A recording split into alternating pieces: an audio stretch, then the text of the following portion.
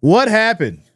Ravens, Bills, all the talking, all the hype, all the hoopla, all the this, that, and the third. Lamar Jackson's the MVP.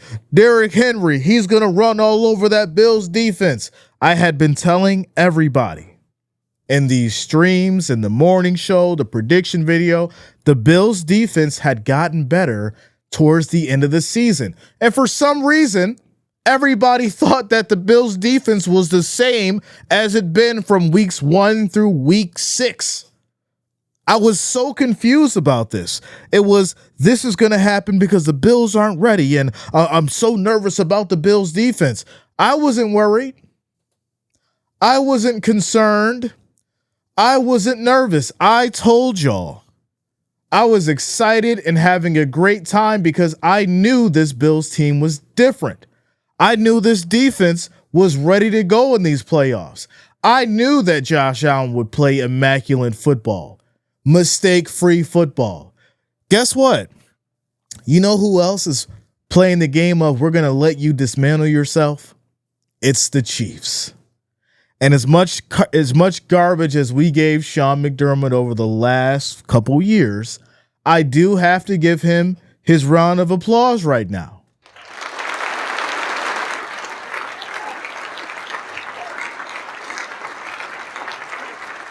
I have to give Sean McDermott his round of applause right now because he has sat back and actually been a head coach. He's let Babbitt and as well as Brady get this team going in the right direction.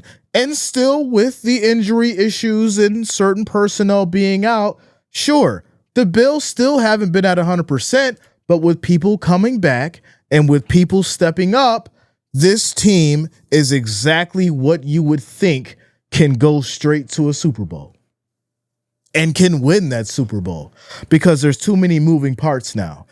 There's too many pieces to the puzzle. Right? There's no Stephon Diggs who's a locker room cancer anymore.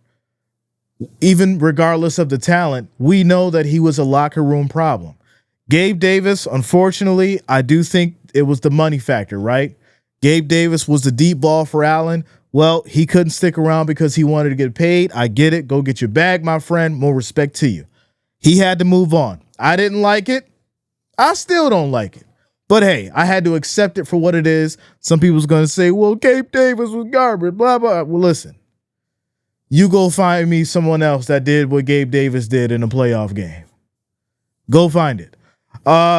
With that said, we get he's gone now. So that allowed Josh Allen to say, okay, I've got these individuals now who I can utilize moving forward and that are going to play team ball. I don't have anyone in my ear telling me that I have to throw them the ball 95 times in a game and hope they get half the completions. I can mix it up with Coleman. I can mix it up with Dawson Knox, Kincaid, Samuel, Cooper. I can get all these people involved. Shakir, I can get all these people involved, and I can trust in each and every one of them to go out there and make a play to the best of their abilities. And even if they don't play at 100%, even if they miss a catch or two, guess what? I know we'll make it up on the back end because I'm going to use my legs. I got Davis. I got Johnson. I got Cook. I can run if I need to. Listen, you want me to put the cape on, coach? I got you. Bills Mafia, I got you. I'm going to put the cape on. And so when you have that, when you have everything on the board, like I just said, the Bills have everything on the chessboard. And finally, Sean McDermott has showed up to play some chess, y'all. My goodness, it feels great. It feels great this morning. Y'all want to know what happened? That is what happened. Sean McDermott is now playing chess. He looked at he's like, oh, I got a board now. All my pieces on the board. I can play some chess. Because that is what you're going to have to do when you head an Arrowhead. That is what you're going to have to do when you go play them Chiefs. You're going to have to play some chess now. And it just so happens that Sean McDermott, you're going to be going up against the Grand Master. So I hope you've taken the skills and the knowledge throughout this season and in these playoffs against a team like the Ravens, because you have a great opportunity here. You have a great opportunity to beat the master. Yes, the master is the master for a reason, but the master does get beat from time to time. And now, Sean McDermott, you have the opportunity to do it. Now, when we break down what happened with the Ravens on the Ravens side, guess what? We're going to give Lamar Jackson and Derrick Henry some praise. They played a hell of a game for sure, without a doubt. But these big moments, I said it during the stream, these big defining moments are what determine who's who. We were going to see who the MVP was. The mistakes do matter. Playing mistake-free football in the playoffs are what get you to the next round. The interception and the fumble were very costly. And then obviously that punch out by Bernard, woo! Listen, let's talk about the punch out by Bernard for a minute here, because as much as everyone's talking about Lamar Jackson and Mark Andrews and all that, the punch out by Bernard was the most crazy thing that could have happened in this game. Why? Bernard was punching a piece of concrete in that cold. And he didn't give a damn. His wrist might be broken right now. I hope it's not. But the way he punched out that ball, he punched the wall. Y'all don't get it. Y'all don't get it. This man punched the wall and then landed on that ball like it was his business. He made it his job to get that ball out, landed right on it. And to me, I think that was a turning point. It wasn't the Mark Andrews not being able to catch the 2-point conversion, because we know the Bills were going to get the ball back anyways. They get the ball back. They had 1:30 on the clock. The Bills have been exceptional as far as running the clock. They had time possession. So guess what? They would have got the ball back anyways and came down the field and scored. That would have been the game. So the turning point for me was that Bernard punch-out fumble. And there it is. But let's get into it even further. Bills took it 27-25. TBE says, I don't even want to talk to you today. I don't even want to talk to you today. 27-25. As far as the stats go, Lamar was 18-25, 254 yards, 2 touchdowns, 1 interception. Allen, 16-22, 127 yards. On the rushing side of things, Henry was 16 carries, 84 yards. This Bills defense held Derrick Henry to 84 yards, 1 touchdown. James Cook, 17 carries of 67 yards, likely 4 receptions of 73. Khalil Shakir was 6 receptions of 67 yards. Y'all know where we're going with this. The spread was 1.5. Bills won by 2. The over-under was 51.5. There you go.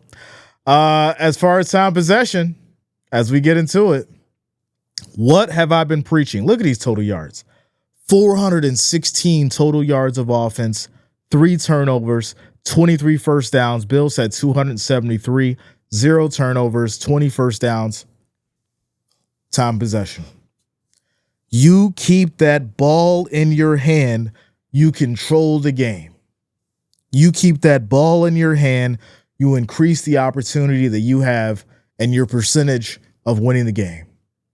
And that is what the Bills have been doing very good with, and that is what Joe Brady has been very exceptional with this season, as far as making sure that the Bills keep the ball in their hand. Little short plays, get the run going. Little short plays, get the run going. Deep pass now. Hollins, Samuel, Shakir. Short plays, run game. Short plays, run game. Josh Allen, go out there, run, get the first down now. All right, catch him off guard. Deep pass, short play. This is the standard right now. This is what keeps the ball in your hand. And now you got a little bit of a defense. You got a little bit of a defense that is going to go ahead and get you some stops too. Oh, yeah. This is a team that's well prepared for the Super Bowl. This is a team that is well prepared for the Super Bowl. So Chiefs better get ready. Chiefs better get ready. We'll get into our championship predictions tomorrow as we get into the chat. Fidel says, we were talking about it earlier. Did you miss it earlier? Yeah, we were talking about it earlier. Let me go back to the chat here. It says a new oiled machine. A new oiled machine. Let's go. Shout out to Statistical. Says Jay, I'm digging Cook, bro. I agree. Cook is playing phenomenal game, efficient game. I like what he's doing. 100%. 100%. Shout out to you, Sabrina. Gary says, I'm looking forward to seeing the Bills beat the Chiefs. Like I said, we'll get into our predictions for that tomorrow. TBE, I want to talk to you today. Listen, it's all right, TBE. I told y'all what was going to happen.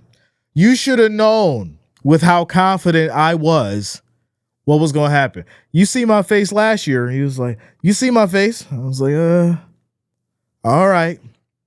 I was trying to keep the chat and everybody together. And, you know, I was trying to have some confidence for the people in the chat. I was at about 70% last year for good reason. This year, I'm at 110. I'm at 110 this year. I'm feeling good. I'm feeling good. We got all the confidence in the world. I'm exuding that off. I'm bleeding it right now. I'm bleeding confidence right now. Fidel says, my advice to the Bills, you can't beat the refs. You don't need to beat the refs when you put up the points. See, you only need to beat the refs when you can't put up the points. If you put up 20 points, you're not going to beat the refs. You got to put up 30, 35, 40 points. That's how you beat the refs, because the Chiefs can't put up no 35. Go look at the scores. They can't put up 35. Patrick Mahomes ain't doing that now. You'll get 20 to 25 points. That defense going to get involved. They're going to block your field goal. And then them refs going to get involved. Oh, y'all ain't got the points? All right. We going to take control of the game now.